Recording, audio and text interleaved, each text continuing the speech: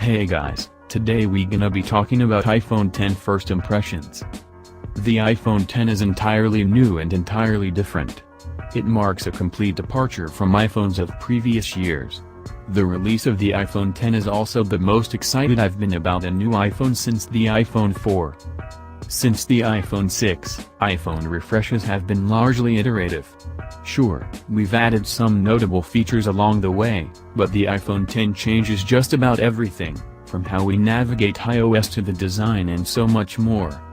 I've been using the iPhone X for a week now, and like others at 9 to 5 Mac, I'm wildly impressed with the device. Read on for 9 initial impressions from my first week with the iPhone X. As soon as I powered on my iPhone X, my eyes first jumped to the infamous notch along the top, which houses the true depth camera and other key Face ID sensors. My eyes did not immediately jump here because of how it looked, but rather only because it was all anyone had been talking about since the iPhone X was announced 2 months. The notch is polarizing because of how it cuts into the usable screen real estate of the iPhone X. Personally, I can say this, after about 15 minutes of using the iPhone X, I totally forgot the notch even existed, and I know I'm not alone in this sentiment. The biggest change with the iPhone X, in my opinion, is the removal of the home button. Apple sort of started preparing us for this last year with the capacitive home button on the iPhone 7, but that doesn't compare to the completely new experience of no home button whatsoever. Instead of a home button, there's a new gesture that allows you to swipe up from the bottom of the display and return to the home screen. This also means you get a new multitasking experience that allows you to just swipe between apps, similar to the 4-finger gesture on the iPad. About the size.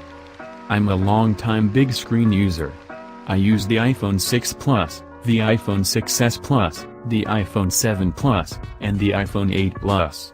I've always been willing to trade one-handed use for a larger display. The iPhone X features a 5.8-inch display, which is mathematically bigger than the iPhone 8 Plus's 5.5-inch panel. In real-world usage, however, the display is actually noticeably smaller.